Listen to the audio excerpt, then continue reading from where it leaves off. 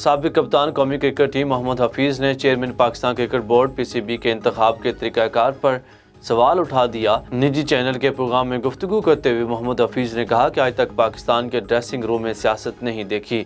ان کا کہنا تھا کہ پی سی بی کے چیئرمین کے انتخاب کا طریقہ کار درست نہیں۔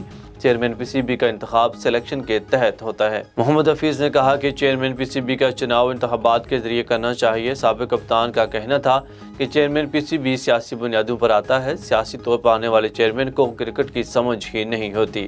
محمد حفیظ نے کہا کہ وزیر اعظم کے ڈپارٹمنٹ کرکٹ ختم کرنے کے فیصلے پر اعتراض ہے۔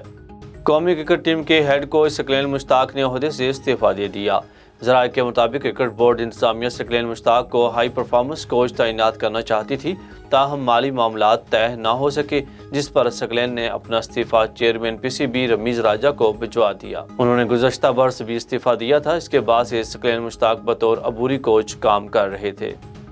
پشاور زلمی کے مزید 2 کھلاڑی کورونا میں مبتلا ہو گئے۔ وہاب ریاض اور حیدر علی کا کورونا ٹیسٹ مثبت آیا ہے۔ دوسری جانب کراچی کنگز کے ڈائریکٹر کرکٹ وسیم اکرم کا کورونا ٹیسٹ بھی مثبت آیا ہے۔ ان کا کووڈ مثبت ٹیسٹ عمران لیجنڈ لیگ سے واپسی پر ہوا۔ گزشتہ سال بھی ڈاکٹرز نے وسیم اکرم کو ذیابیطس کے باعث ہوٹل میں نہ رہنے کا مشورہ دیا تھا۔ واضح رہے کہ پی سی ایل 7 کا آغاز 27 جنوری سے ہونا ہے۔ ایونٹ 1 ماہ تک جاری رہے گا۔